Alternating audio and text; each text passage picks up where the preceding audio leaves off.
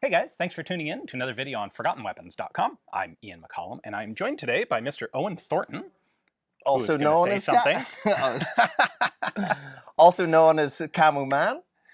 And you are writing a book for Headstamp Publications, or rather, you have written a book for Headstamp Publications about tiger stripe camouflage, yeah? That's correct. And That tiger stripe camouflage has been one of my passions for as long as I know.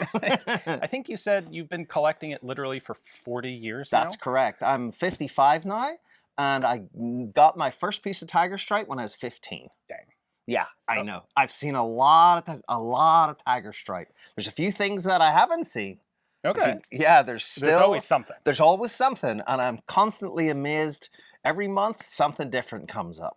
All right, so the most important part of this whole story is naturally the part that involves the French, Well, as with everything.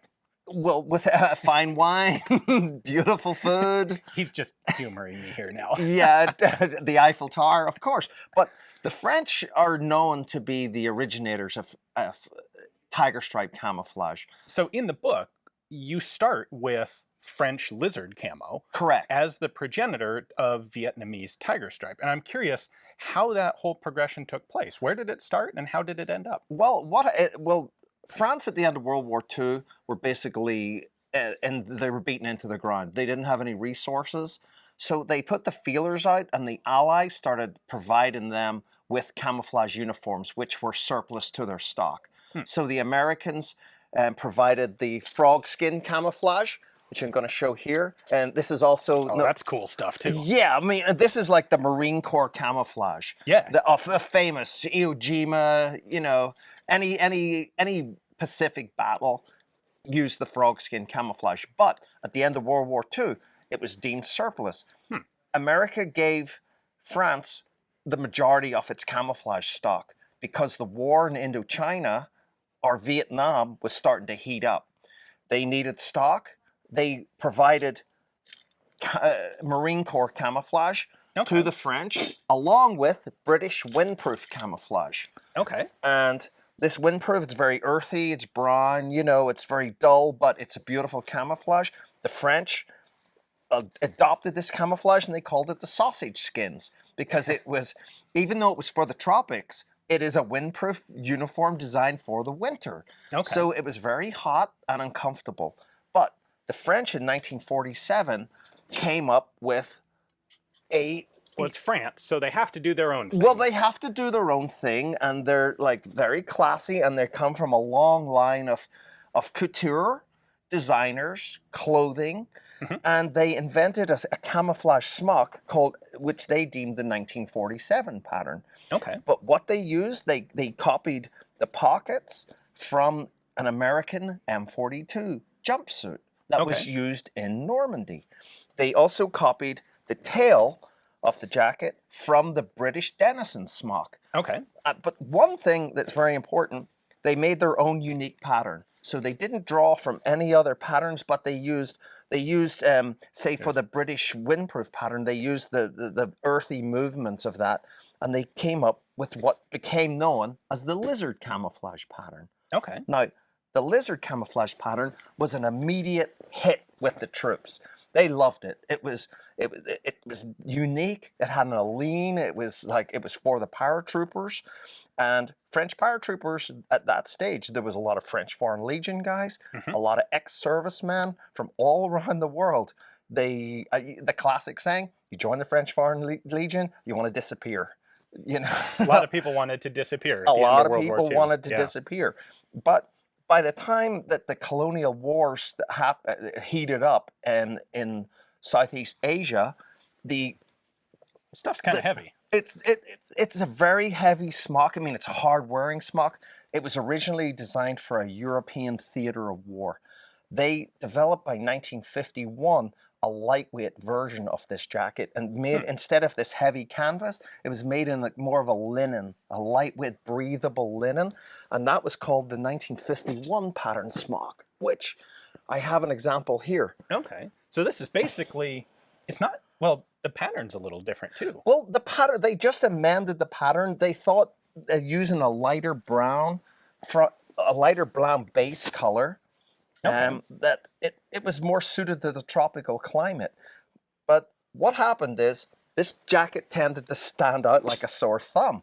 The colors were, the designers were just a little bit off in the colors.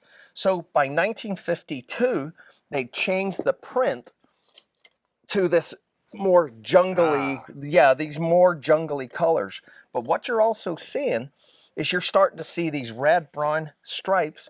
They're starting to take the shape of a well-known pattern that developed a yeah. little bit later. So this is a 1952 print.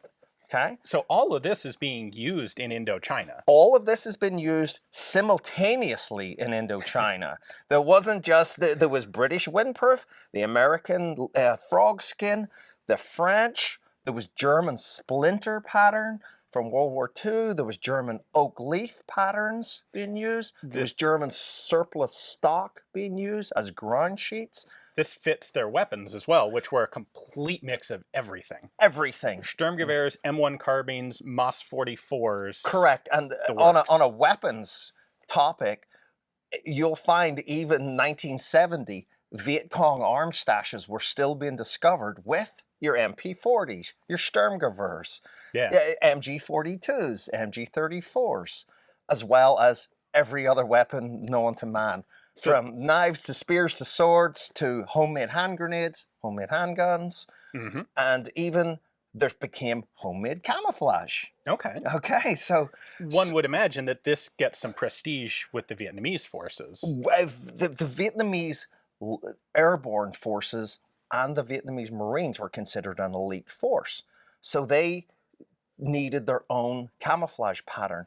By about 1958, stocks of the original French and British and American camouflage had literally dried up. And this was literally, like, when you say stocks, it's just what they captured from the French?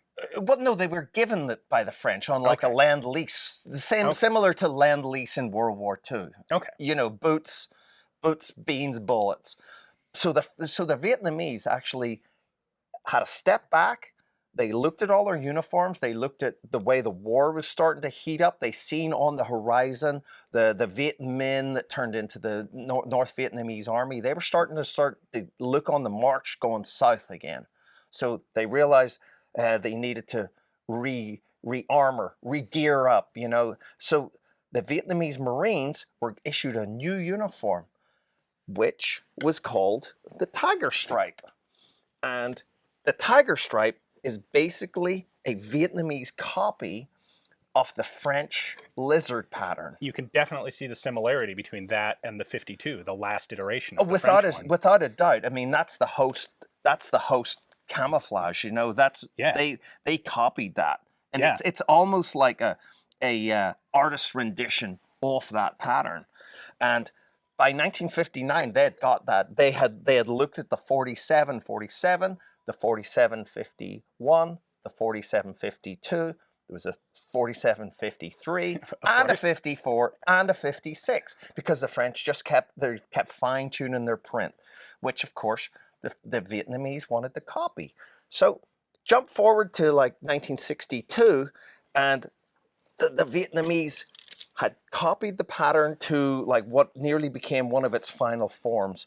And this is a 1962 dated pair of tiger stripe pants, which was seen service in this print for 5 years. Then it Okay. was rechanged again in 66. Okay. It was changed again in 68. It was changed again in 72.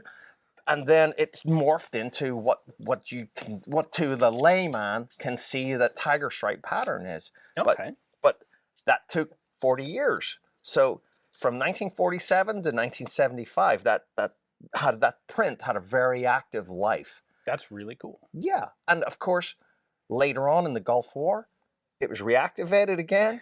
it was reprinted by American companies, but given desert colors, and it used right up to people like Arc'teryx and Cry Precision have used it amongst a handful, Right. literal boatload of other companies. You know, so all in, it's an 80 years old camouflage pattern, which is, to excuse the pun, has good legs.